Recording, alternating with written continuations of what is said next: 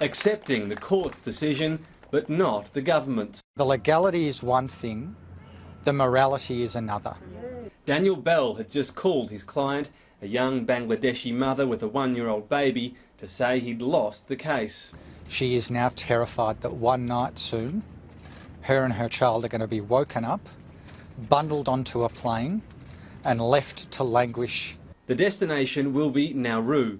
The woman was flown from the tiny island to Australia in 2014 for medical treatment, one of 267 asylum seekers who will now have to return, including 37 babies and women who say they were sexually assaulted on Nauru.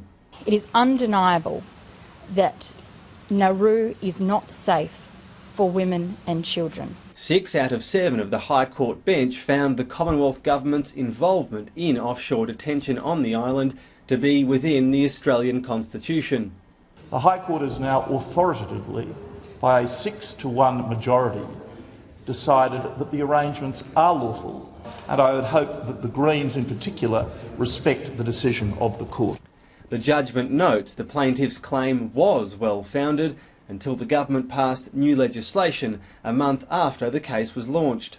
Those laws were rushed through in June last year to undermine, specifically and deliberately to undermine this case. The Prime Minister is defiant. Nobody should ever doubt the resolve of this government to keep our borders secure, to prevent the people smuggling racket, to break their business model and keep lives safe. Labor helped the government pass the recent legislation. It maintains the deterrent is needed, but it wants those in the detention system to have a chance at a better life elsewhere. It is unacceptable to have these people on Manus and Nauru indefinitely. The only option here is to re-engage with the UNHCR. There is no appeal process once the High Court has handed down its decision, and the fate of these 267 people seems all but sealed. But the Human Rights Legal Centre says it is still holding out some hope for those being held on Manus Island. It's not a blanket authority. You can't lock them up forever. And their detention's got to be connected with their processing. People have been locked up for a long time, so we're going to have to look at the detail of the judgment and how it might apply to Manus. Tom Connell, Sky News, Canberra.